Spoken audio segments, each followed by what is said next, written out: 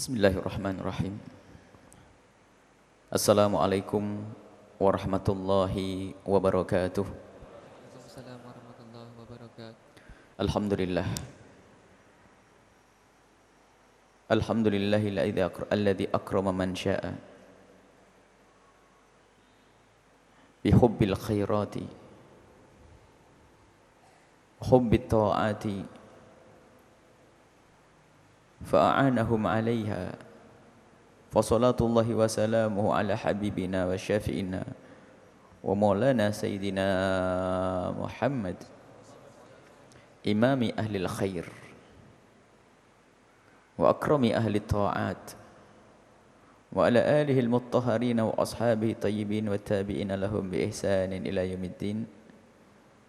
Allahumma ya rabbana a'inna ala ta'atika wa a'inna ala dhikrika wa syukrika wa husni ibadatika wa a'inna ya rabbana ala tasfiyati qulubina ala tadhhiri qulubina wa takhhir ya rabbana qulubana minan nifaqi wal hikdi wal hasadi wal kibri wal riya'i wal ujbi waj'al ya rabbana fi qulubina mawaddatan wa mahabbatan. Allahumma ya rabbana ij'alna ya rabbana minal mutahabina fika wakhsurna yawmal qiyamati ma'a zumrati habibika sayyidina Muhammad wa tahta liwa'ihi. Allahumma ya rabbana rizukna taubata qabla al-maut wa syahadata 'inda al-maut wal jannata ba'da al-maut. Amma ba'du. Yang kami cintai, yang kami muliakan, hadirin hadirat, para pemirsa, para pendengar, yang prasangka baik kami adalah Anda semua adalah hamba yang dipilih oleh Allah. Semoga seperti Allah memudahkan kita bergabung di acara ini, Allah memudahkan kelak kita untuk bisa bergabung dengan majelisnya Nabi Muhammad SAW di surga, bersama rombongan Nabi Muhammad di padang mahsyar. Dan majelis ini diadakan adalah untuk kita sambung kepada Allah dan kepada Nabi Muhammad SAW. Dan bergembiralah kepada siapapun yang telah dimudahkan langkah dan jalannya untuk kebaikan, khususnya menuntut ilmu. Nabi menyifati penuntut ilmu adalah sebagai hamba yang telah dimudahkan menuju surga.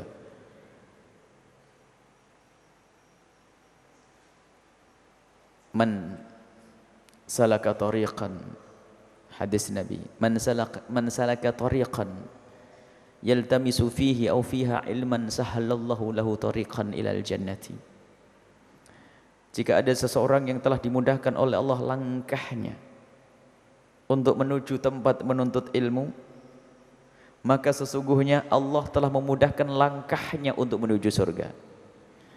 Jadi kalau ada hamba yang dimudahkan langkahnya menuju tempat menuntut ilmu seperti ini, maka sesungguhnya, yakini ini sabda Nabi SAW, sesungguhnya hamba tersebut telah dimudahkan oleh Allah untuk menuju surga. Makanya tadi kami perhatikan bermacam-macam. Ada yang kami perhatikan jalannya pun adalah tertatih-tatih, turun dari becak datang ke tempat ini. Ada yang dibonceng sama anaknya datang ke tempat mulia ini, dan itu telah dimudahkan oleh Allah menuju surga. Bahkan mungkin ada orang yang seger buger, kalau mau lari kencang pun bisa berkilo-kilo, tapi tidak bisa mendatangi tempat semacam ini karena belum dimudahkan oleh Allah menuju jalan surga.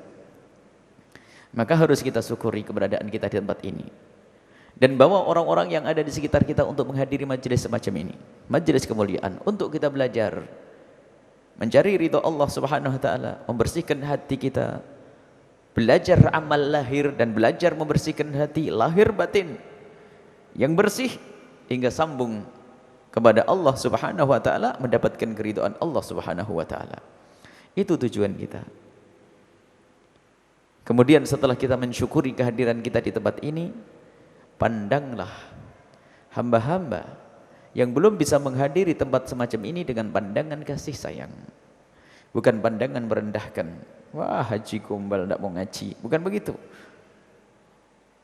Ustadz apaan ini? Tidak usah merendahkan orang lain, akan tapi pandang mereka dengan mata kasih, lintaskan dengan permohonan di saat ini, di detik ini juga. Semoga Allah Subhanahu wa taala di kedepan hari memudahkan mereka untuk bisa menghadiri tempat yang mulia ini. Tanpa harus kita mengejek mereka, tanpa harus merendahkan mereka. Merendahkan bukan akhlaknya orang yang beriman. Merendahkan bukan akhlaknya Nabi SAW. Akan tapi hati yang penuh kasih dan cinta kepada hamba-hamba Allah, itulah hatinya Nabi SAW. Baik, sebelum kita lanjutkan baca kitab Hikamnya Ibn Atha'illah As-Sakandari, seperti biasa kita beri satu muqaddimah, membaca satu hadis Nabi SAW, ringkasan kitab Sahih Bukhari, yaitu Mukhtasar Ibn Abi Jamrah, yang kita sudah sampai kepada hadis yang ke-136. Hadis ke-136, hadis ini diriwayatkan dari Abi Hurairah radhiyallahu anhu. An Abi Hurairah radhiyallahu anhu, hadis ini diriwayatkan dari Abi Hurairah radhiyallahu anhu.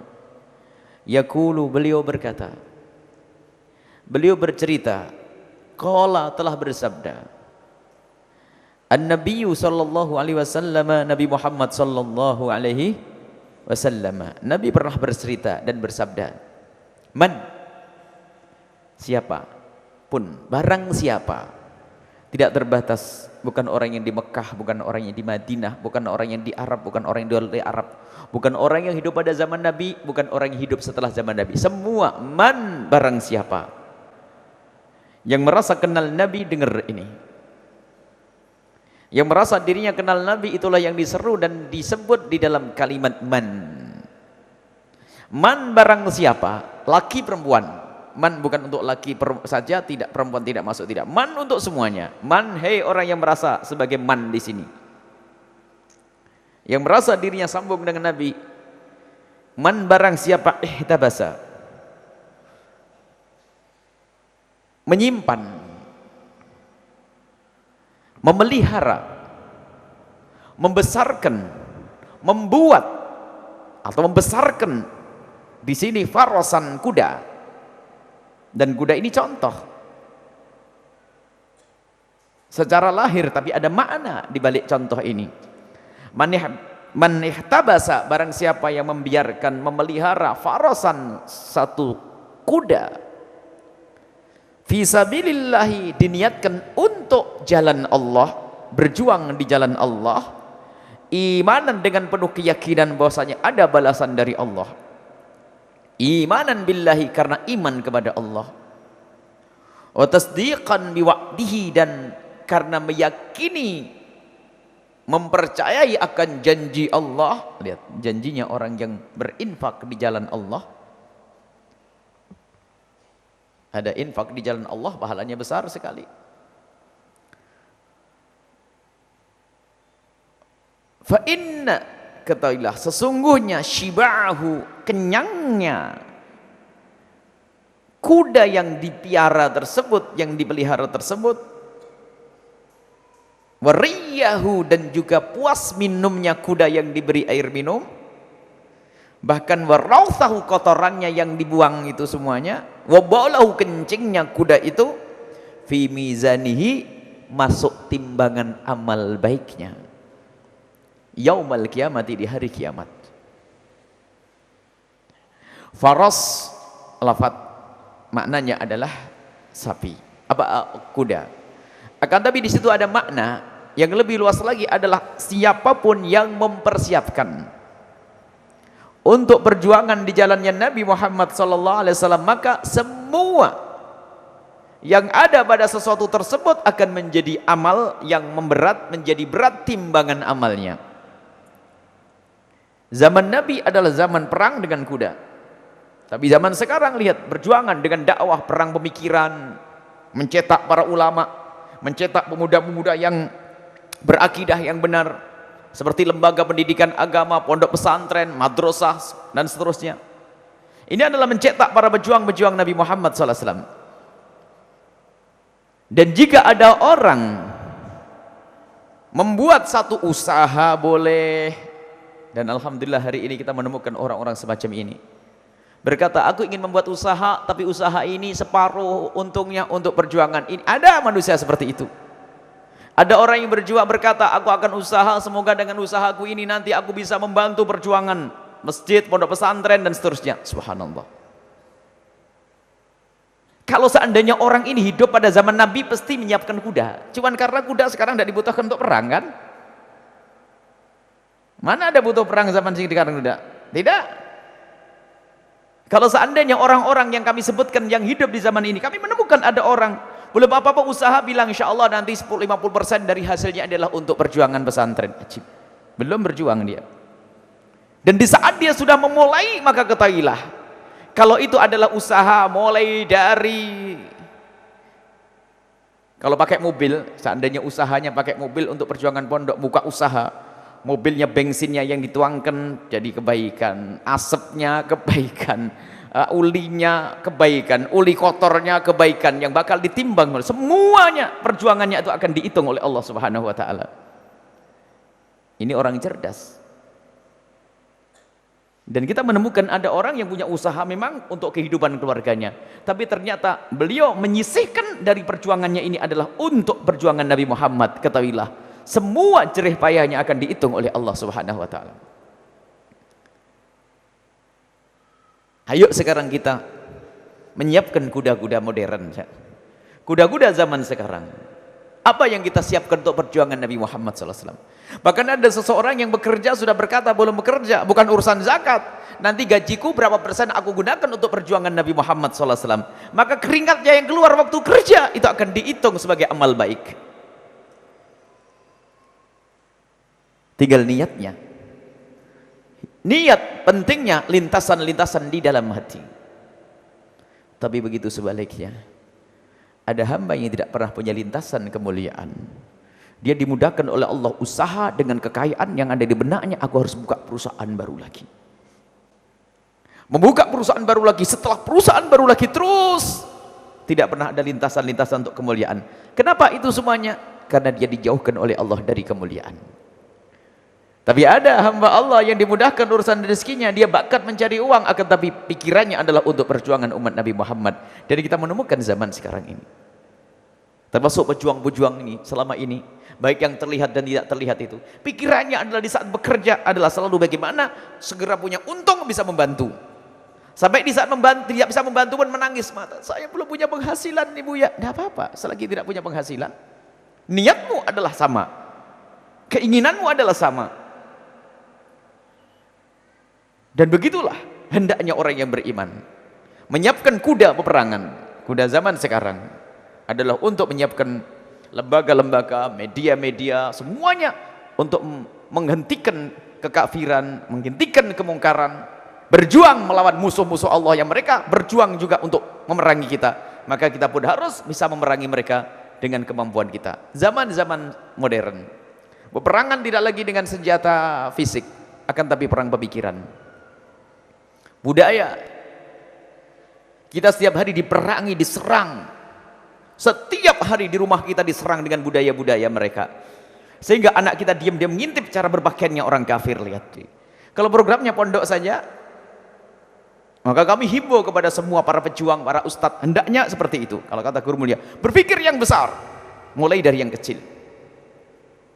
Pondok hebat, bagus, akan tapi berkembang. Itu banyak potensi. Di luar pondok juga umat yang perlu diseru. Dengan apa?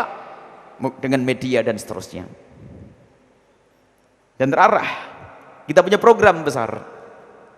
Kita punya program untuk ini. Dan kita perlu berjuang-berjuang. Yang bisa berjuang. Dan jelas.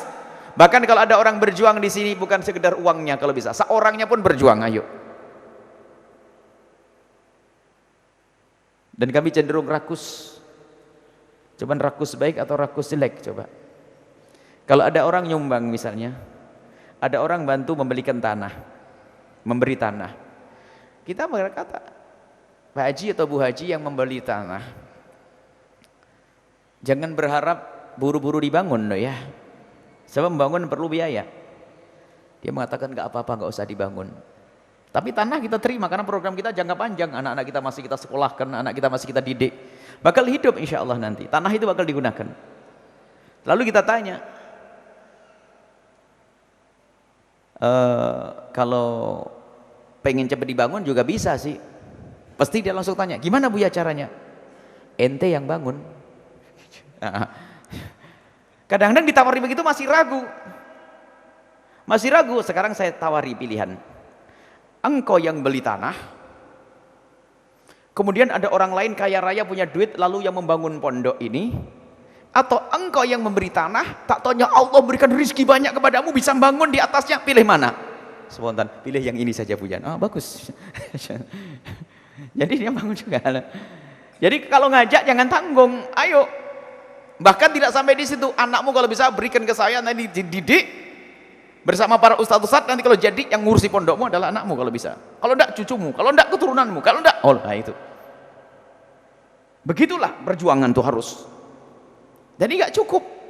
Makanya kita perlu berurusan dengan orang ikhlas yang tulus. Kalau orang tulus itu saat memberi enggak puas, harus tambah lagi, harus tambah lagi. Tapi orang yang berjuang pamrih, lihat tidak sejanjung sehari saja, ketahuilah dia akan lari. Tapi ketulusan, makanya kita selalu minta kepada Allah, ya Allah kirimkan bersama kami orang-orang tulus dan orang-orang ikhlas. Insya Allah yang berjuang adalah orang ikhlas, dan kita menemukan orang-orang ikhlas. Enggak, ya Allah subhanallah, baik ketemu atau tidak ketemu, disanjung tidak disanjung, tidak ada perubahan pada mereka. Tetap perjuangan mereka berjalan. Itu ala imanan billahi, karena beriman kepada Allah. Tasdiqan biwa'dihi, mereka hanya rindu janji Allah, bukan omongan dari ustadz yang diberinya, bukan. Bukan terima kasih dari manusia. Nah ini yang perlu kita bangun di rumah kita. Sekecil apapun usaha kita, mungkin hanya jualan teh atau jualan apa. Tapi kalau pikirannya adalah ini adalah untuk bekal berjuang di jalan Nabi Muhammad, ketahuilah ampasnya teh yang dibuang pun akan menjadi amal baik yang bakal ditemukan nanti di akhirat. Allah. Kalau sudah di akhirat tidak seperti itu, menjadi sesuatu yang besar. Maka ayo semua berpikir untuk perjuangan. Sehingga mengajak berjuang itu sendiri sama berjuang. Kalau mengandalkan tanah, saya tidak punya tanah. Semen nggak punya, besi nggak punya. Cuman kami rindu untuk mendapatkan pahala. Maka ketahuilah bahasanya, kalau kita ngajak orang untuk berbuat baik, maka orang itu berbuat baik, kami dapat. Ya kan lumayan. Maka serukan ini semuanya untuk bisa berjuang di tempat mulia, dan program harus terus dikembangkan, sehingga program pondok pesantren adalah terus untuk mencetak ulama, dan juga nanti kita membuat pendidikan formal di luar itu semuanya untuk mencetak kader-kader profesional yang kenal Allah, takut kepada Allah subhanahu wa ta'ala. Jadi tidak cukup kita menyeru, ayo kita berjuang, tapi tidak diberi wadah. Ada orang semangat, saya ingin berjuang, bagaimana? Saat ini aku bangkit jiwa juangku hari ini, detik ini, malam ini juga. Di mana aku harus berjuang? Ada perjuangan sana. Setiap tahun kita menolak santri, anak-anak muda, anak-anak kecil yang pengen menghafal Al-Quran karena tidak ada tempat. Mau dikemanakan mereka? Dikembalikan pada orang tuanya mereka. Karena apa? Kita tidak punya tempat. Setiap tahun. Dan perjuangan terus, banyak orang yang bertanya tentang program sekolah selanjutnya apa? Belum ada tempat, belum ada ini dan seterusnya. Nah, tidak cukup orang punya semangat juang jika ternyata tidak ada medannya untuk berjuang. Maka kita siapkan medan bersama-sama para tim dakwah yang besar. Kalau sudah dakwah Rasulullah besar, jangan dianggap kecil. Para ustadz di kampung jangan mengatakan dakwah Anda kecil. Ada orang di kami ustadz kecil. Boleh kamu Anda tawaduk sebagai ustadz kecil. Ketahuilah perjuanganmu besar, ngajar di kampung, ngajar di musola-musola itu. Ketahuilah itu mengajar umat Nabi Muhammad. Satu orang saja yang diajari lebih bagus daripada dunia seisinya. Seperti yang disabdakan Nabi kepada Imam Ali bin Abi Thalib, ya Ali, la yahdiyallahu bika rajulan wahidan khairin laka min humuri na'am. Wahai Ali, jika Allah memberikan petunjuk kepada seseorang gara-gara kamu, satu orang saja, lebih bagus daripada dunia seisinya. Dalam riwayat, lebih bagus daripada kekayaan yang sangat luas. Ayo kita punya jiwa juang. Hari ini, detik ini juga kita ingin membuat radio. Program terakhir pembuatan radio saat ini yang lagi dibangun untuk merambah, untuk menjangkau wilayah Malaysia sama Singapura. Batam akan dibesarkan stasiun radionya agar bisa masuk ke Singapura semuanya. Kemudian kita akan bangun saat ini pembangunan tower dan seterusnya di Pulau Karimun. Pulau Karimun ini insya Allah bisa menjangkau Malaysia, dan insya Allah ada pertemuan dengan beberapa ulama-ulama Malaysia dan Singapura untuk memberdayakan media-media ini. Kita harus ada perjuangan. Kita perlu berjuang-berjuang di sini. Ayo berlomba untuk ini semuanya. Di saat tidur dia berkata, bagaimana keadaan pondok? Mungkin di saat sakit, gimana keadaan ini? Tak taunya dicabut nyawanya. Sama, berjuang di jalan Nabi Muhammad. Matinya mati dalam keadaan husnul khotimah, matinya mati mulia. Mati syahid, sebab Nabi pernah bersabda, Aktsaru syuhada'i ummati ashabul furus. Banyak orang mati syahid dari umatku di atas ranjang. Berpikir tentang perjuangan mati di saat seperti itu. Yang na'udzubillah di saat berpikir, nah gimana pabrik yang baru sudah dibangun belum? Mati, bukan karena Allah. Nasib. Jadi itu yang perlu kita tumbuhkan hati kita, semangat untuk ini. Semangat juang, berpikir, dan semuanya yang berputar di dalam perdagangan kita, usaha kita yang kita niatkan untuk berjuang di jalan Allah akan dinilai oleh Allah sebagai amal baik yang akan menjadi berat timbangan amal kita. Wallahu a'lam bissawab. Baik, kita memasuki hikamnya Ibn Athaillah As-Sakandari. Kita sudah sampai kepada hikmah yang ke-200 berapa ini? 16 ya. Kita masuk kepada hikmah yang ke-217. Qala al-musannif rahimallahu ta'ala nafa'anna Allahu bihi wa bi ulumihi wa bi ulumikum fid darin amin ila anqal la tatlubanna baqa al-waridati ba'da an basatat anwaraha 'alaika wa awda'at asraraha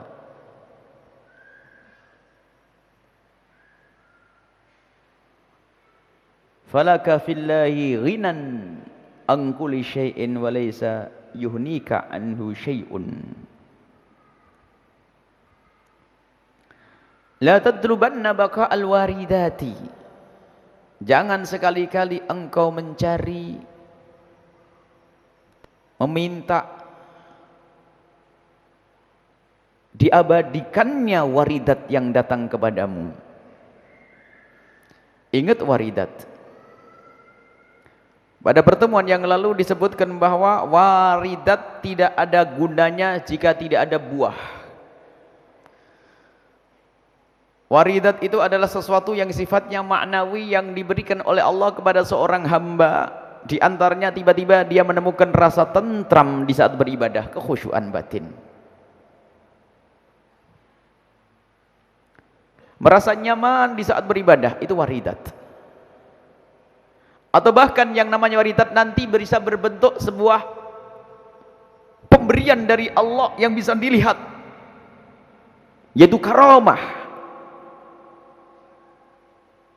Bisa bermimpi ketemu Rasulullah, di antaranya seperti kita sebutkan pada pertemuan yang lalu. Waridat, mimpinya indah bertemu Nabi SAW. Ingat, itu semuanya tidak ada gunanya jika tidak ada buahnya. Buahnya itu apa? Merubah perilakumu, lahir dan batinmu. Sehingga sangat dungu jika hanya berbangga dengan waridat tidak ada buahnya. Oh, aku semalam mimpi ketemu Nabi Muhammad. Atau hanya berbangga, alhamdulillah semalam aku bisa kholat khusyuk luar biasa. Tapi masih nyelkit ngomong sama tetangganya, masih suka menggunjing. Berarti tidak ada buahnya. Itu pertemuan yang lalu. Dan sekarang lihat, waridat ternyata jangan diminta untuk terus ada pada kita. Setelah kita sampai kepada buah, bisa membuat perubahan pada diri kita. Lihat, hati kita semakin prasangka baik kepada Allah, prasangka baik kepada sama manusia, yang ada kecintaan kepada sama manusia, indah, tidak berbuat dolim pada si A, si B. Allah, ini buah daripada waridat tersebut. Sehingga perilakunya selalu dihubungkan dengan Allah, dengan ibunya Allah, dengan saudaranya ingat Allah, mau berdagang Allah, sampai kepada Allah. Itulah tujuan kita, wusul kita sampai kepada Allah. Maka di saat seperti itu, fala tatrubanna baqa'al waridati, awas. Kalau sudah engkau sampai kepada martabat mulia ini, menemukan dirimu berubah,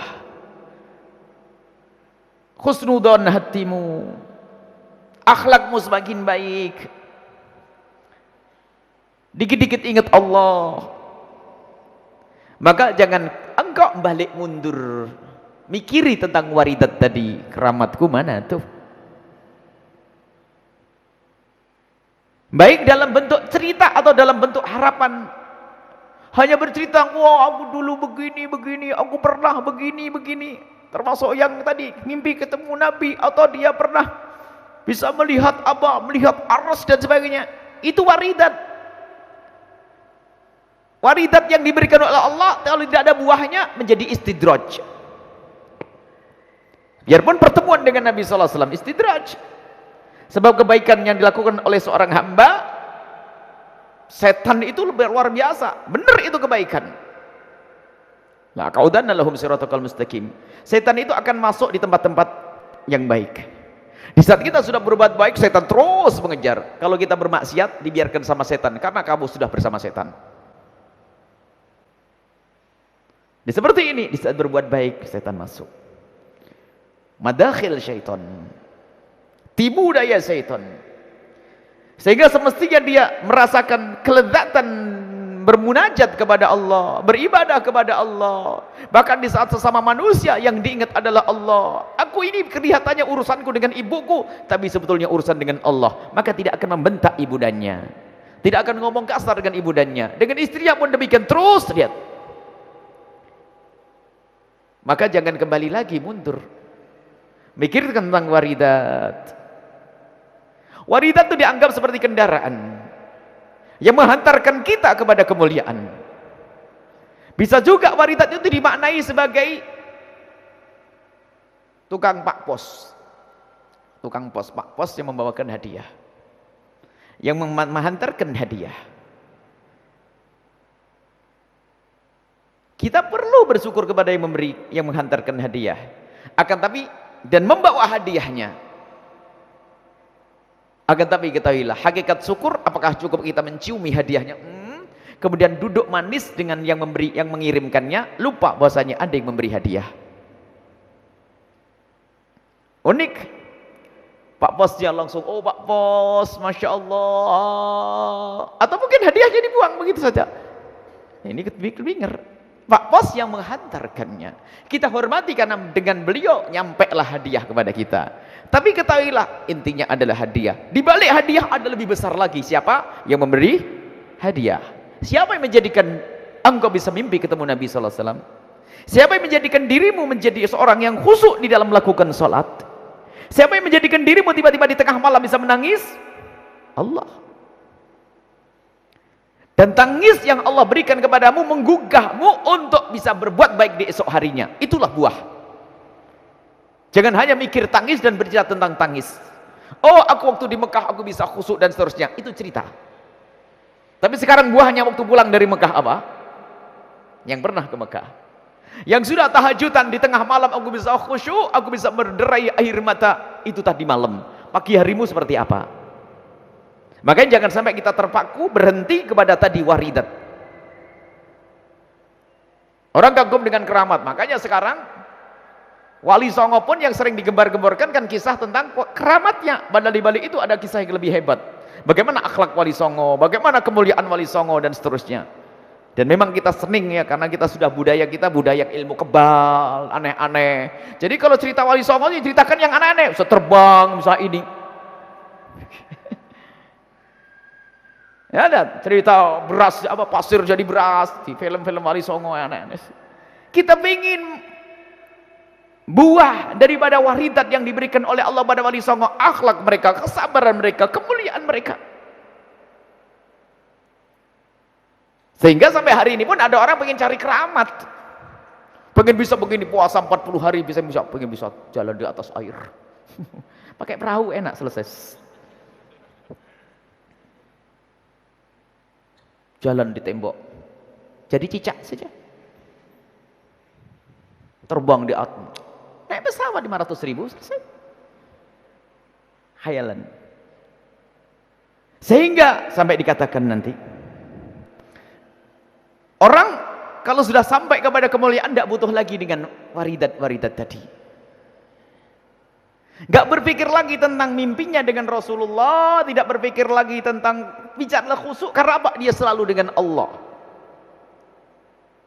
Dengan Allah sudah nyampe dia kepada Allah Subhanahu wa taala. Jadi peringatan Ibn Athaillah Sakandari di sini adalah tidak boleh ada yang tertipu. Kalaupun orang sudah sampai kepada makom yang diberi Allah dengan segala macam kemuliaan, termasuk muridnya banyak, jamaahnya banyak, banyaknya jamaah jadi ulama semuanya, ingat setan bisa menggoda di sini. Bisa berbangga, lupa bahasanya yang memberi adalah Allah. Ini yang dikhawatirkan. Yang memberi adalah Allah. Seorang ustadz punya santri banyak, yang memberi Allah. Kalau Allah merubah hati mereka akan bubar semuanya.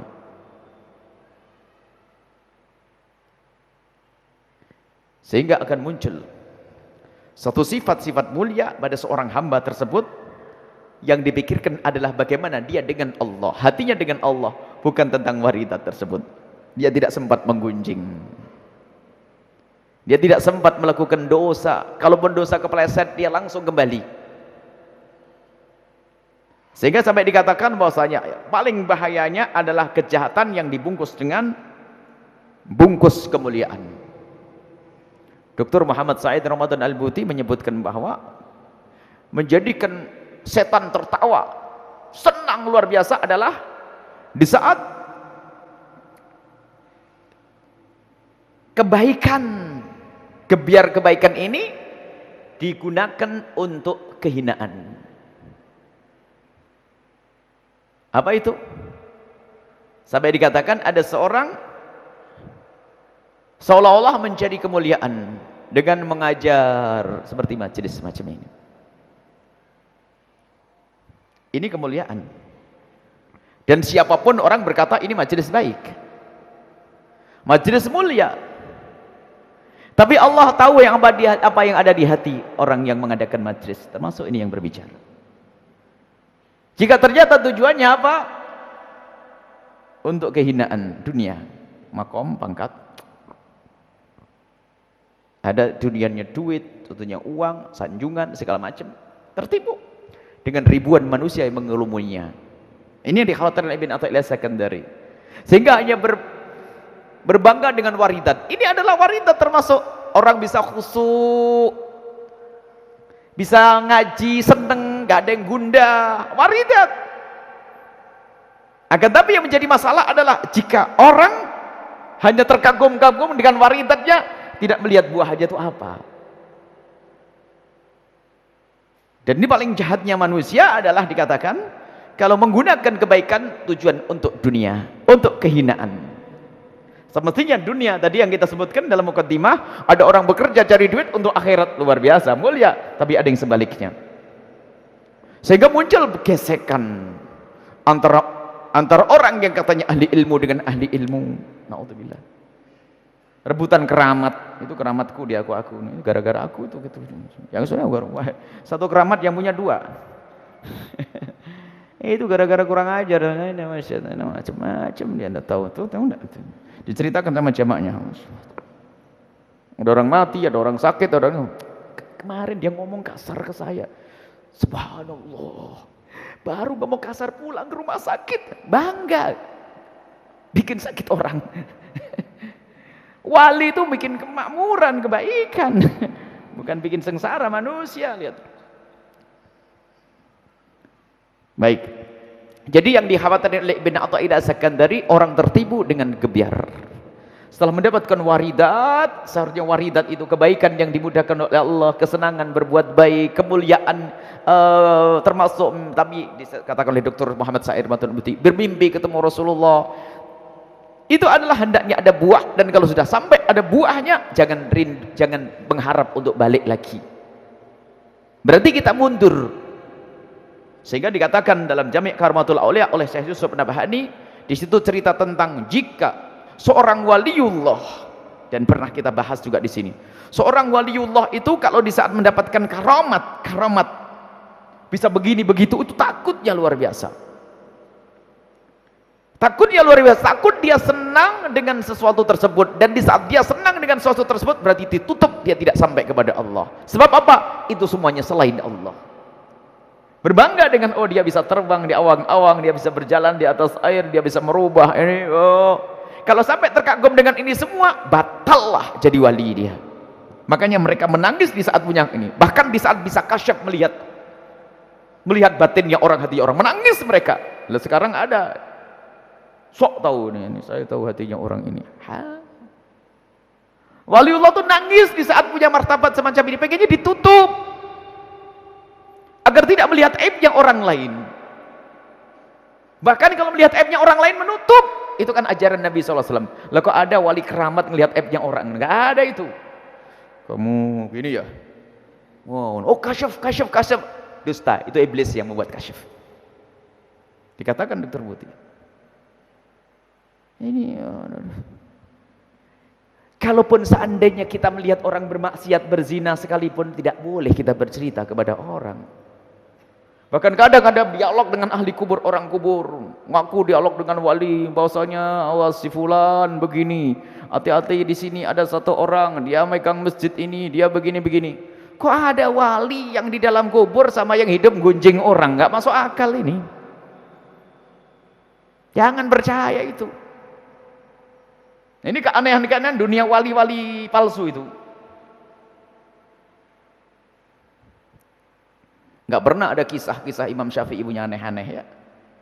Padahal walinya para wali adalah Imam Syafi'i. Kalau bicara tentang kekutuban Imam Syafi'i, kutub wali paling besar ya Imam Syafi'i pada zamannya, Imam Ahmad pada zamannya, Imam Abu Hanifah pada zamannya. Nggak ada cerita aneh-aneh. Sekarang ada wali aneh-aneh. Semakin jadi wali kalau semakin langgar syariat. Jarang sholat, semakin gede, makamnya tinggi, ngalah-ngalahin Nabi Muhammad. Wah, hebat. Kita ingat Habib Abdullah bin Muhammad Bahrun pernah cerita, ya wahai anakku, waliullah itu tidak harus pakai jubah seperti kamu itu, bukan. Mungkin dia adalah seorang yang berdasi pakai kacamata tebal di laboratorium. Dia di laboratorium untuk menemukan atau membuat atom yang dipikirkan adalah perjuangan untuk umat Nabi Muhammad. Itu wali, biarpun pakai dasi. Mungkin seorang saudagar, mungkin seorang pejabat, mungkin wali tidak harus pakai begini. Enggak, ini baju karena kebetulan jadi ustadz nih, kemudian memerankan ustadz. Kalau tiba-tiba wali pejabat ya pakai dasi nanti. Kalau wali pedagang ya pakai celana, pakai begini. Ini bukan jaminan pakai begini wali, bukan. Ini baju disesuaikan, ya disesuaikan, ya menyesuaikan. Kata guru Habib Abdullah Bahrun, ada kesombongan orang berjubah kalau mengatakan wali harus pakai jubah. Hah? Kadang ada orang awam kita ternyuh dan kita mana? Ada orang awam, secara ilmu tidak ada, akan tapi bagaimana dengan puasa Senin Kemis tidak pernah putus, bangun malam tidak pernah putus, lihat. Ibadahnya khusyuk, dengar suara adzan ingin segera melakukan sholat, lihat. Lidahnya menggunjing, dijaga oleh Allah, nggak pernah menggunjing dia, dijauhkan dia karena apa? Sibuk bekerja. Itu sengaja oleh Allah dibuat seperti itu, sibuk kerja, hanya ngurusi karyawan ini, setelah itu dapat duit untuk sumbangan sana sini, dijaga oleh Allah. Tapi yang tertipu dengan makomnya ini, naudzubillah, tertipu dengan makam, setiap orang direndahkan, sesaat digunjing sana sini, menganggap dirinya sudah sampai wali. Lah ini balik kepada tadi yang ditakuti oleh Ibn Athaillah Sakandari. Mana buahmu? Pertama, mendapatkan waridat, nggak ada buahnya, nggak ada guna. Yang sudah sampai buah, jangan balik kepada waridat. Ini memang pembicaraan tinggi Ibn Athaillah Sakandari. Yang faham-faham, yang tidak faham, semoga diberi pemahaman hati. Itu saja. Baik, semuanya harus, dan ingat, jangan menengok orang. Ini urusan kita sendiri-sendiri. Yang merasa dirinya ustadz, mikir dirinya ustadz, agar jadi ustadz yang selamat. Jangan nengok yang lain. Yang dirinya saudagar, pikir jadilah wali saudagar. Yang saat ini pejabat datang ke sini jadi wali yang dirinya adalah pejabat. Sudahlah, mikir dirinya sendiri. Tidak usah mikir orang itu sesat namanya. Wah itu ini ustadz gombal, ini saudagar gombal, ini gombal. Itu yang paling gombal.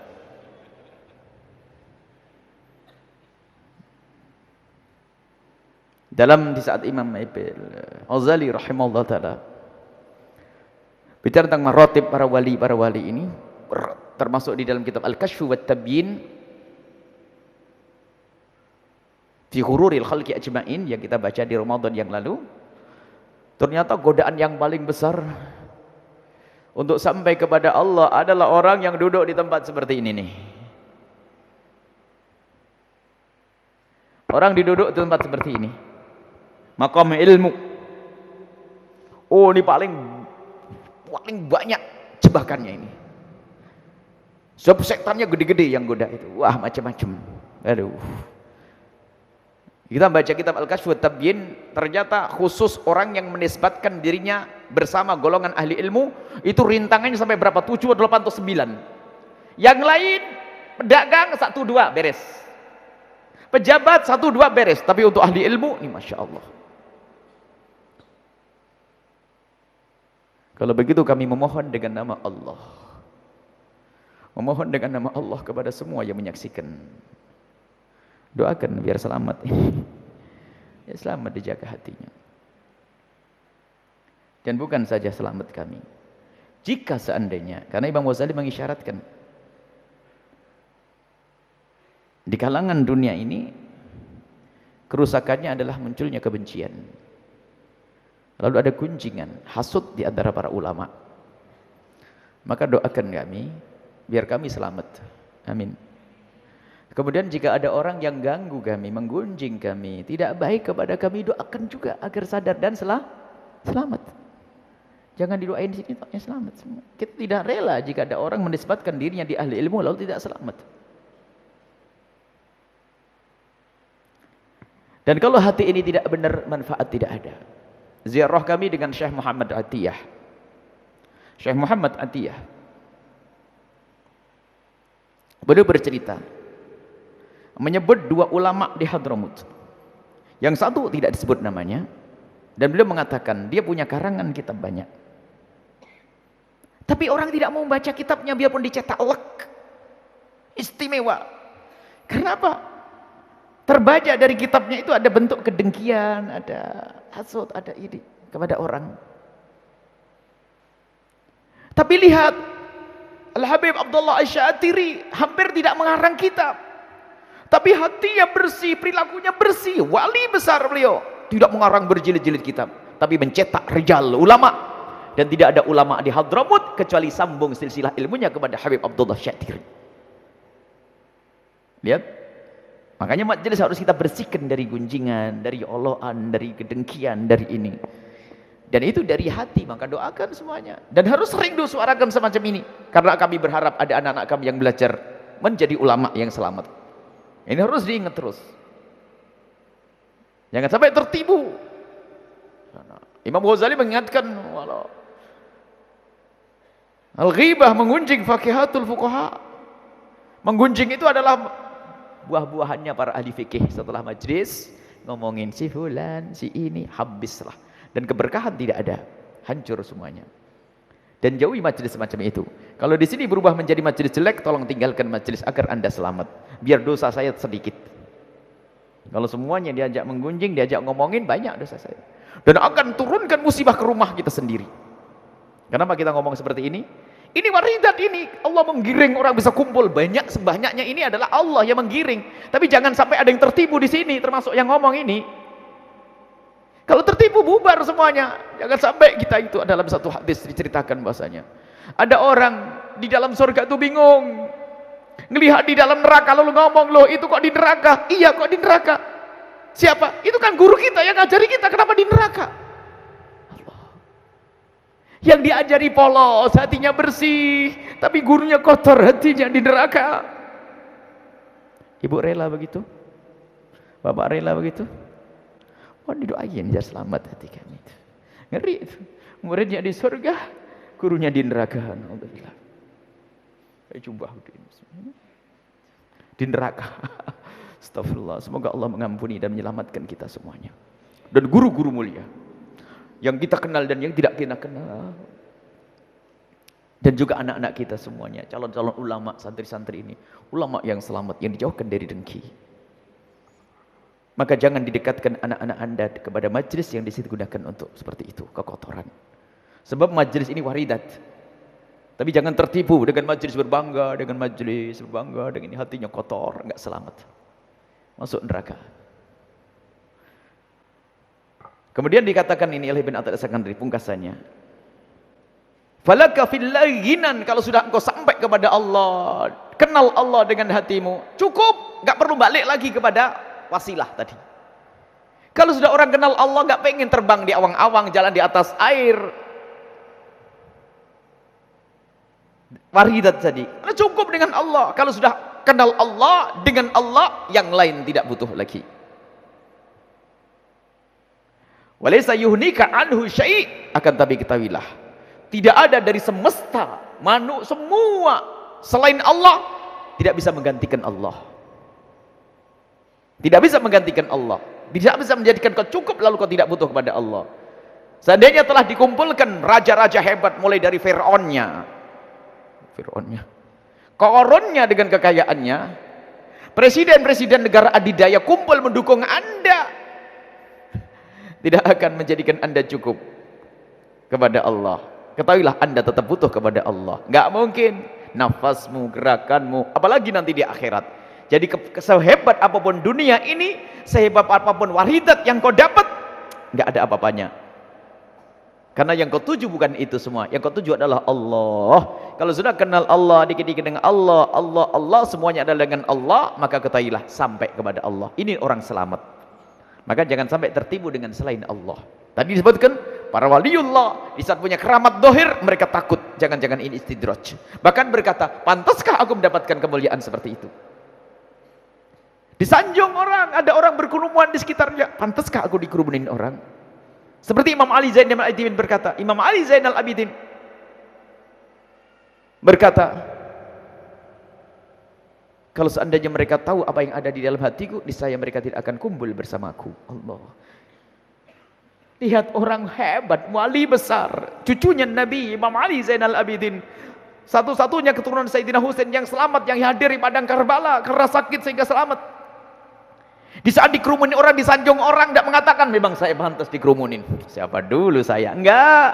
Padahal beliau paling pantas mengatakan siapa dulu saya. Karena beliau siapa? Cucunya Imam Husain, putranya Imam Husain, cucunya Imam Ali, cucunya Nabi Sallallahu Alaihi Wasallam.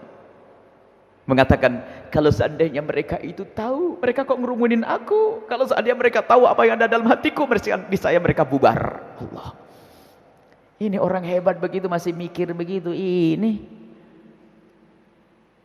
model-model kerucuk begini semua aku. Naudzubillah ya. Semoga Allah menjaga. Sudahlah, semoga kita kecil-kecil nanti bisa sambung dengan yang gede. Tinggal kita menatah hati insyaallah. Sama-sama bareng. Kita belajar. Kita tidak mengatakan kami mengajar, kami belajar. Bahkan kami mengikuti Imam Haddad. Imam Haddad kalau mengajari orang selalu berkata, aku dudukkan diriku di tempat yang paling depan, kupengku yang paling pertama dengar sebelum orang lain. Jangan dianggap ini nasihatin, enggak. Ku anfusakum wa alikum. Saya menasihati diri sendiri. Semoga ini nasihat berguna untuk kami yang berbicara. Subhanallah. Belajar semuanya ya. Semoga Allah memberikan, setelah kita belajar berusaha serahkan kepada Allah. Semoga Allah menyelamatkan yang berbicara dan yang mendengar dimanapun berada. Wallahu a'lam bissawab. Syukron katsiran kami ucapkan kepada guru kita Buya Yahya.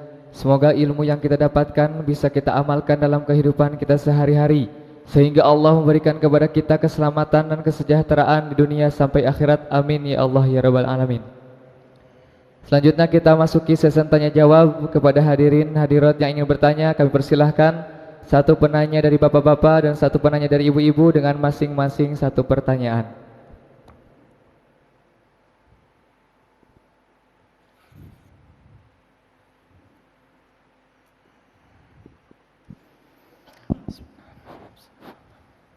Bismillahirrahmanirrahim. Assalamualaikum warahmatullahi wabarakatuh. Assalamualaikum warahmatullahi wabarakatuh. Berbicara tentang kewalian seseorang atau tentang wali, maka sangat sulit bagi kita selaku orang awam untuk mengetahui tingkatan atau kewalian seseorang. Karena ada juga seorang wali yang memang sengaja disembunyikan oleh Allah Subhanahu wa taala sebagaimana yang sering disebut dengan wali mastur. Nah, yang ingin saya tanyakan guru, bagaimana kita mengetahui ciri-ciri seorang wali ataupun setidaknya karakteristik ataupun apa ya? Karena memang banyak ulama yang mengatakan tidak akan mengetahui kewalian seseorang terkecuali bahwa dirinya adalah seorang wali juga. Itu yang pertama. Yang kedua, mohon penjelasan tentang wali yang jazab. Terima kasih guru. Wassalamualaikum warahmatullahi wabarakatuh. Assalamualaikum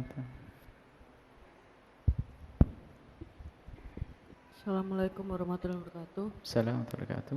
Buya, di suatu daerah tuh ada ustadz punya adik. Kebetulan adiknya ini perempuan, janda, pendidikannya juga kurang gitu Buya. Tapi hampir setiap ceramah ustadz ini selalu menyebut-nyebut mengenai, tidak menyebut nama adiknya, tapi dia menyebut bahwa ada wanita yang kurang seperti ini, ditinggal suaminya segala gitu Buya. Nah, apakah itu bagian dari tadi yang Buya katakan bahwa menggunjing itu adalah buahnya ulama gitu? Mohon penjelasannya, terima kasih. Wassalamualaikum warahmatullahi wabarakatuh. Bismillahirrahmanirrahim. Allah menyembunyikan para kekasih-kekasih Allah di antara hamba-hambanya.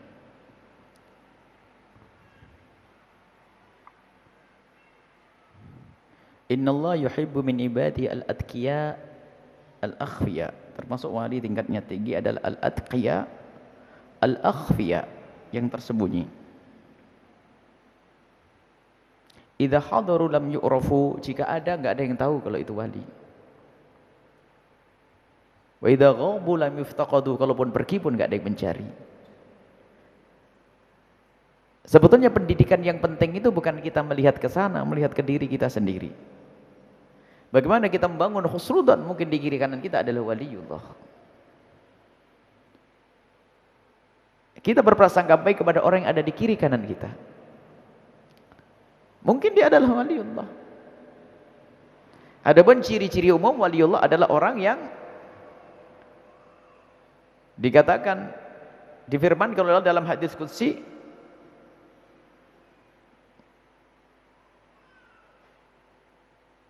Ana yadahu allati yabtisu biha. Yang dikatakan, aku tangannya untuk memukulnya, aku matanya untuk melihatnya, aku kakinya untuk melangkah. Arti waliullah adalah orang yang dibimbing oleh Allah, dipilih oleh Allah karena kekasih Allah. Allah tidak rela kalau dia melakukan kemaksiatan. Ada taufik rabbani. Jadi hamba tersebut dijaga. Seperti dikatakan bahasanya dalam muqaddimah kitab Sirajut Talibin disebutkan, kama annal anbiya'a ma'sumun fa innal awliya'a mahfuzun. Kalau para nabi itu maksum, dijaga oleh Allah dari dosa, tidak akan berdosa, tapi ketahuilah waliullah dijaga sehingga tidak mudah melakukan dosa, tapi tidak maksum, mahfuz. Maka enggak ada wali melakukan kemaksiatan seenaknya, enggak ada itu wali setan. Wali. Ya, kalau wali melakukan kemaksiatan bagaimana ini? Enggak ada wali melakukan kemaksiatan. Enggak ada. Itu bualannya orang-orang yang pengen mengangkat wali-wali palsu. Enggak ada wali melakukan kemaksiatan.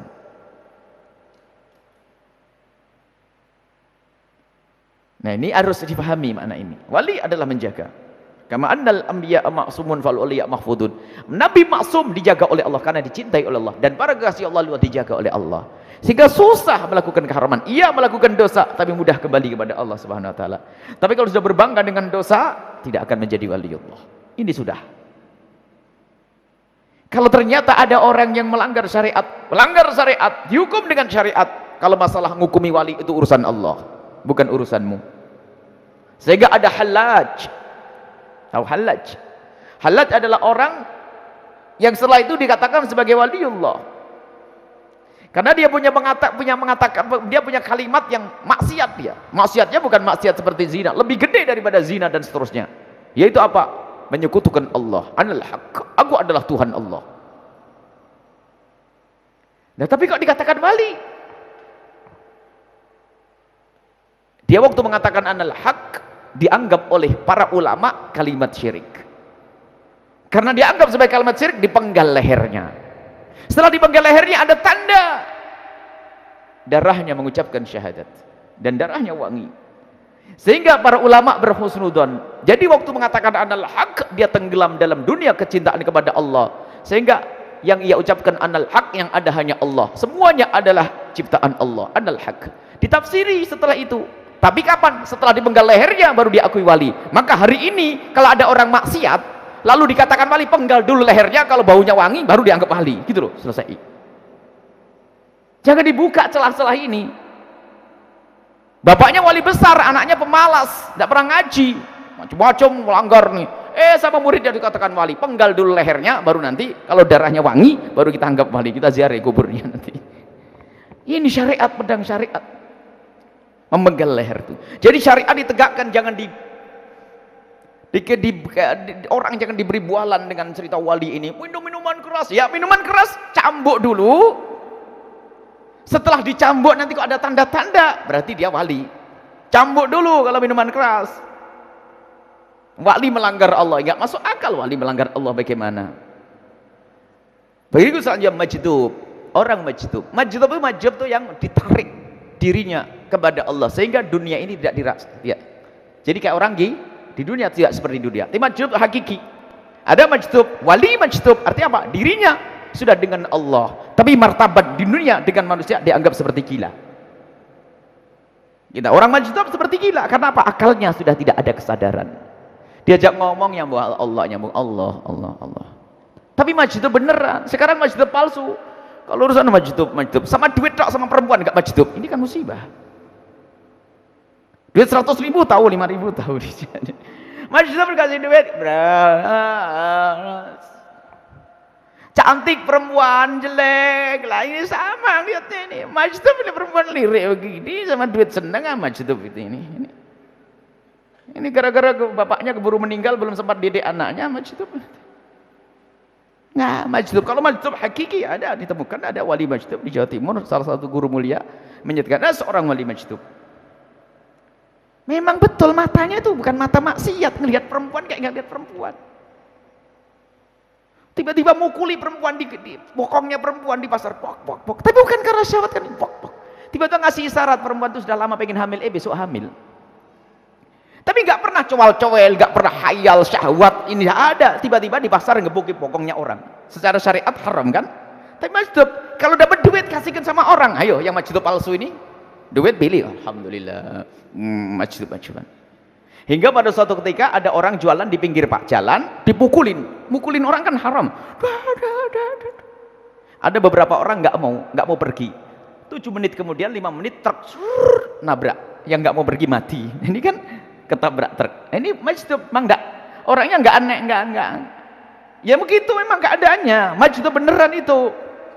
Majdub dibuat-buat. Memang wali majdub zaman sekarang ini lebih disenangi daripada wali punya ilmu. Kalau majdub banyak yang senang, banyak duitnya nanti. Wali majdub banyak duitnya. Kalau wali lempeng susah cari duit, ini kan kacau. Duit, no. Ya. Dan berguru bukan kepada wali majdub.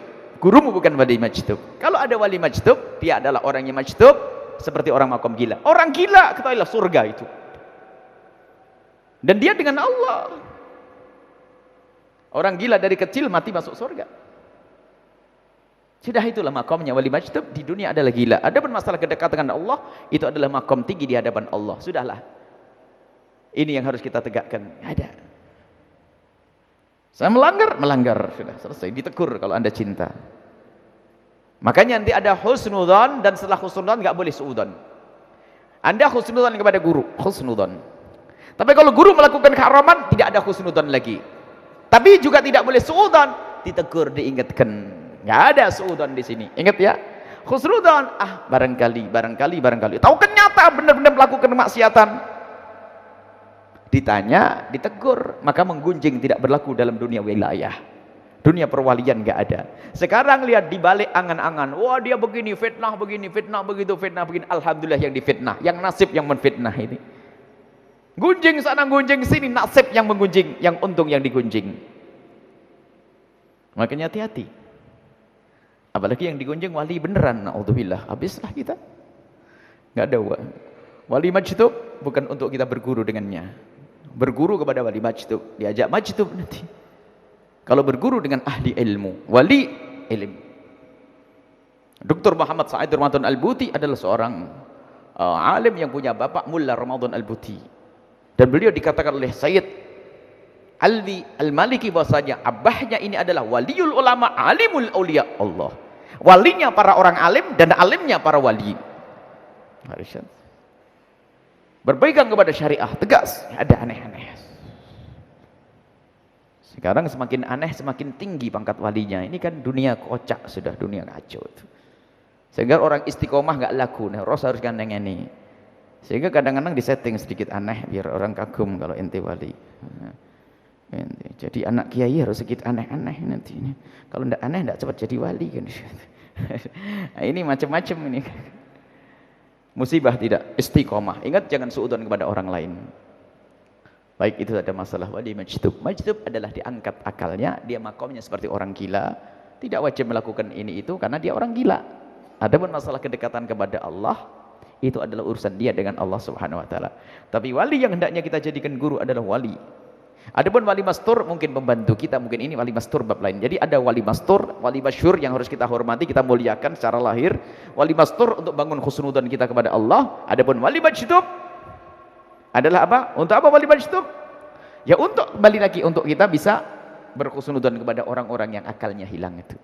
Supaya tidak direndahkan di bangsa manusia. Biasanya kalau punya anak gila itu sudah merasa minder dan sebagainya. Ketahuilah, orang gila enggak punya dosa. Ngelihat haram pun tidak dianggap haram oleh Allah. Kita ini dikit haram, sana haram sini, haram sana haram sini. Semoga Allah mengampuni semuanya. Waliullah harus berpegang kepada syariat. Abu Yazid Al-Bustami wali besar. Wali besar sampai dikatakan wali itu kalau dibuka hatinya sudah tidak malu lagi. Karena apa? Lahir batinnya sama. Imam Abu Yazid Al-Bustami mendengar berita tentang seseorang yang disifati kalau dirinya itu wali. Dicari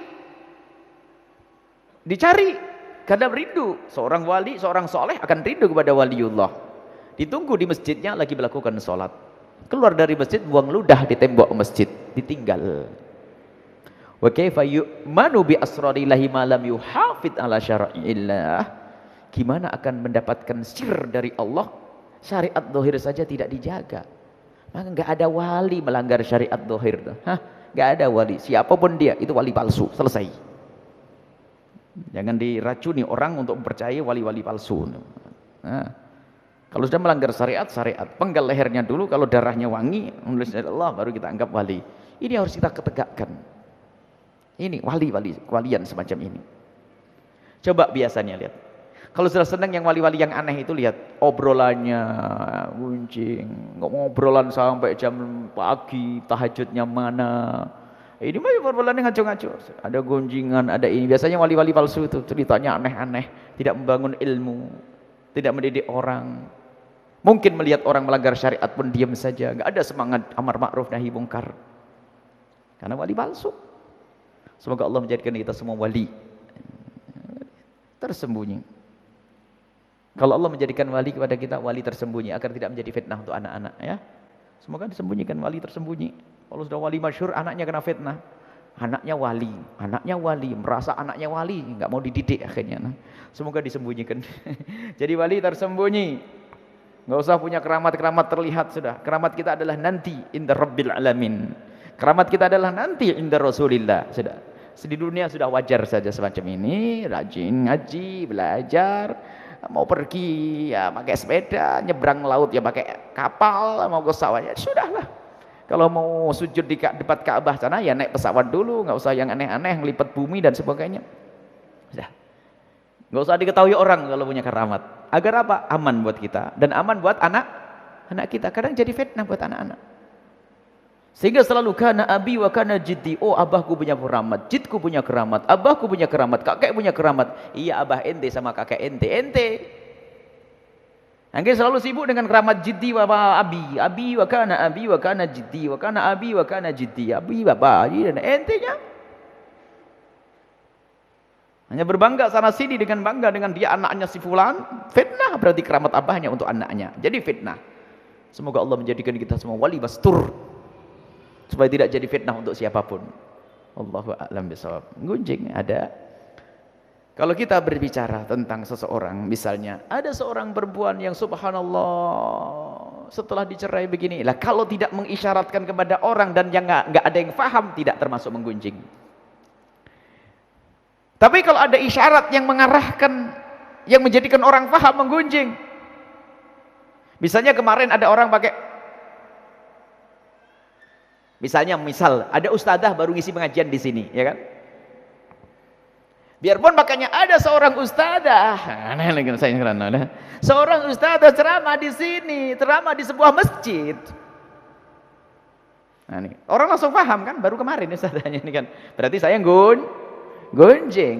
Kalau dalam keadaan wajar, ada satu ustadz, semoga Allah mengampuninya, melakukan pekerjaan begini-begini. Tidak kita sebut si A si B-nya, tidak menggunjing, memberikan tahdir, memberikan wanti-wanti, memberikan peringatan kepada yang lainnya agar tidak niru, wajar, boleh. Tidak menyebut nama. Tapi biarpun tidak menyebut nama, tapi ada isyarat ke sana, menggunjing.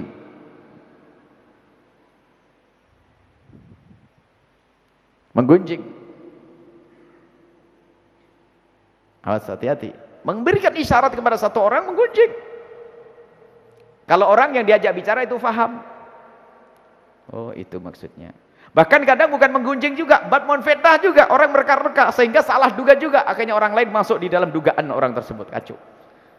Maka harus wanti-wanti, ada satu orang, tapi jangan dipikir siapapun dia, ada satu orang, ternyata begini. Asalkan tidak ada yang paham, tidak termasuk menggunjing. Tidak memberi nama. Si fulan dan si fulan, selesai.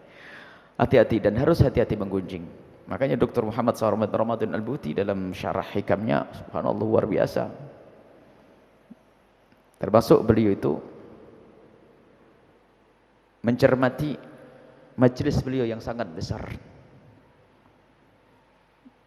Sehingga beliau mewanti-wanti majelis beliau adalah dengan keanehan-keanehan. Termasuk dalam keanehan yang kami sebutkan, mulai dari mengaku-ngaku majelis ini didatangi oleh para wali, majelis ini didatangi oleh Rasulullah. Beliau mewanti-wanti jangan sampai seperti itu. Ada dalam syarah hikamnya itu.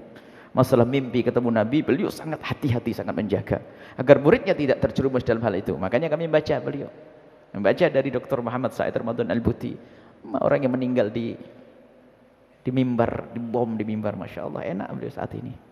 Beliau bercerita tentang bagaimana keanehan-keanehan orang yang mengaku dirinya sampai kepada makom kemuliaan, ternyata menjual Nabi Muhammad, menjual para kekasih Allah, menjual majlis, menjual ini, itu yang dia takutkan oleh beliau, sehingga kenyataan yang dilihat oleh beliau dijadikan syarah Hikam Ibn Athaillah As-Sakandari.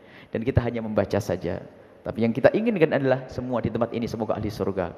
Guru-guru yang ada di sini ahli surga, di Cirebon, di luar Cirebon semua ahli surga, dan semoga Allah membersihkan hati kita, tidak menggunjing siapapun, tidak memfitnah siapapun. Baik, mari kita tutup dengan doa.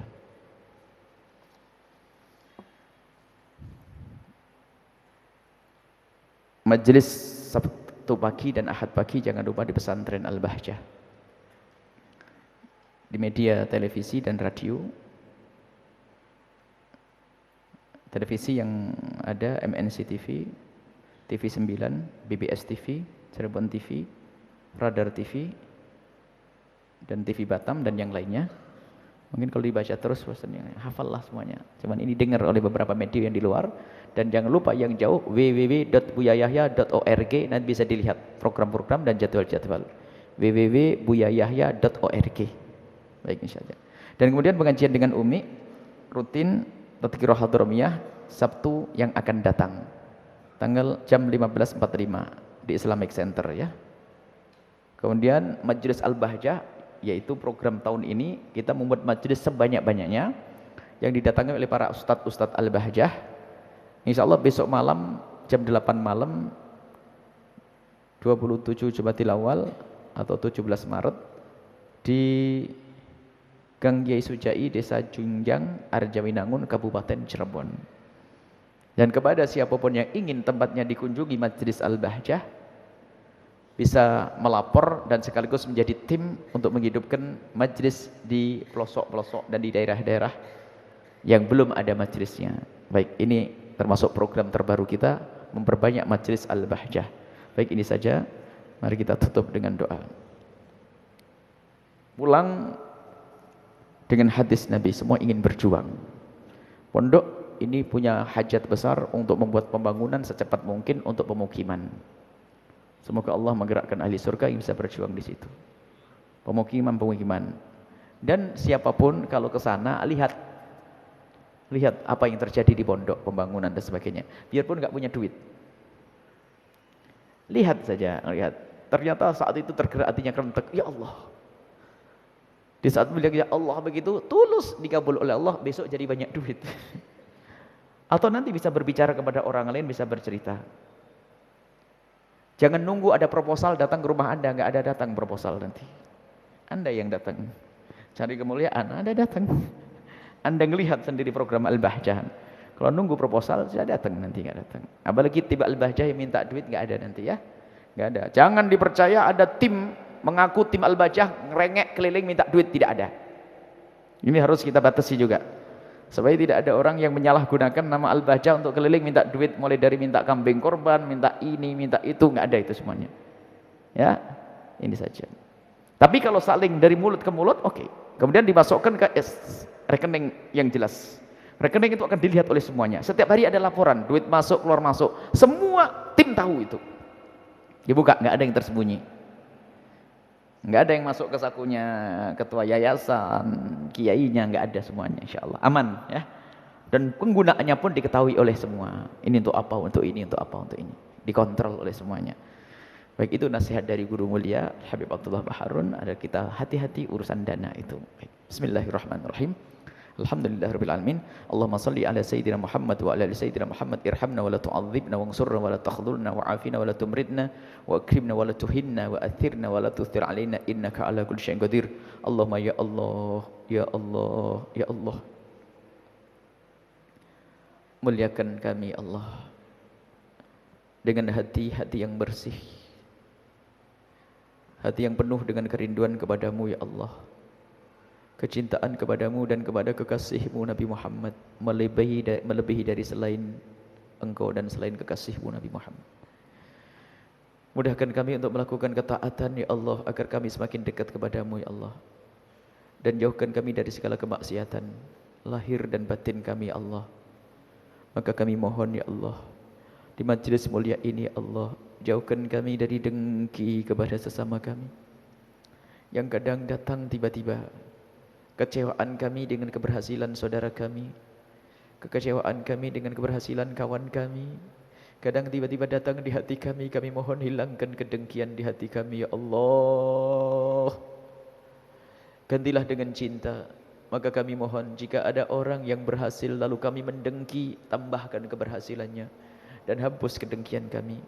Dan kami mohon, jika ada orang mendengki kami mohon berikan kepada mereka seperti yang kau berikan kepada kami, dan bersihkan kedengkian di hatinya ya Allah. Jangan biarkan mereka terus dalam dengki yang menghabiskan pahala, seperti yang disabdakan kekasihmu Nabi Muhammad. Dan jauhkan kami dari menggunjing siapapun ya Allah, karena kebencian di hati kami. Maka kami mohon ya Allah, jika ada orang berbuat salah kepada kami, jika ada orang berbuat aniaya kepada kami, jika ada orang menggunjing kami, jika ada orang menfitnah kami mohon ya Allah, ampuni mereka. Jangan kau hukum mereka ya Allah, ampuni mereka ya Allah.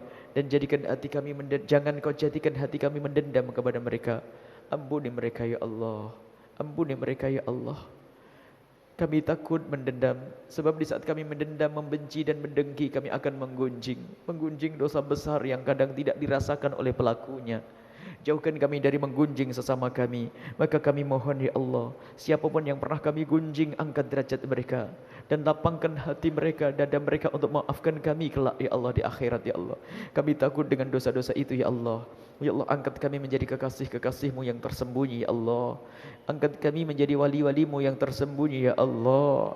Dan jangan Kau jadikan lahir kami fitnah untuk anak-anak kami ya Allah. Jangan sampai kebaikan lahir kami fitnah untuk diri kami dan anak-anak kami. Ya Allah, kami ingin mulia di dunia dan di akhirat. Ya Allah, semua yang datang ke tempat ini Allah, seperti Engkau kumpulkan kami saat ini, kumpulkan kami kelak di surga bersama kekasih-Mu Nabi Muhammad. Seperti Engkau pertemukan jasad kami saat ini ya Allah. Pertemukan hati kami dalam cinta karena-Mu. Dan semua yang bergabung di acara ini, baik yang hadir, yang menyaksikan atau yang mendengar suara ini, kumpulkan kami kelak di surga bersama kekasih-Mu Nabi Muhammad. Yang sempit rizki, lapangkan rizki mereka dengan rizki yang halal penuh berkah ya Allah. Yang sakit, sembuhkan. Yang punya hutang, mudahkan mereka membayar hutang-hutang mereka. Dan wujudkan keindahan dalam rumah tangga kami, suami istri yang saling mencintai karena-Mu ya Allah. Jauhkan dari fitnah di rumah tangga kami. Jauhkan dari fitnah di rumah tangga kami. Dan kami mohon ya Allah, cukupkan kami dengan yang halal dari-Mu, sehingga kami tidak butuh dengan yang haram ya Allah. Dan yang belum menikah, jaga kehormatan dan kemuliaan mereka. Mudahkan mereka untuk mendapatkan orang-orang mulia, pasangan orang-orang mulia yang Kau muliakan, yang menjadi sebab mereka mulia di dunia dan di akhirat.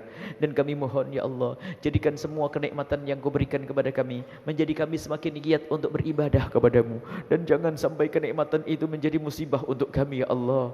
Ya Allah, panjangkan umur kami dalam ketaatan serta sehat walafiat, dan ampuni orang tua kami, guru-guru kami, muliakan mereka di dunia dan di akhirat. Berikan kasih sayang-Mu kepada mereka, dan kami mohon tambahkan kecintaan kami kepada kekasih-Mu Nabi Muhammad, agar kami mudah untuk mengikuti, dan agar kami mudah ya Allah untuk menjalankan sunnah kekasih-Mu Nabi Muhammad. Dan berikan kepada kami semua husnul khotimah, mati dalam keadaan iman. Dan kami mohon ya Allah, jadikan kami kelak saat Engkau hendak mencabut nyawa kami ingin saat itu ya Allah, hati dan lidah kami mampu mengucapkan kalimat agung dan mulia, la ilaha illallah Muhammadur Rasulullah, la ilaha illallah Muhammadur Rasulullah, la ilaha illallah Muhammadur Rasulullah sallallahu alaihi wasallam. Rabbana atina fid dunya hasanah wa fil akhirati hasanah wa qina adzabannar. Wa sallallahu ala sayyidina Muhammadin wa ala alihi washabbihi wasallam. Walhamdulillahi rabbil alamin. Al-Fatihah.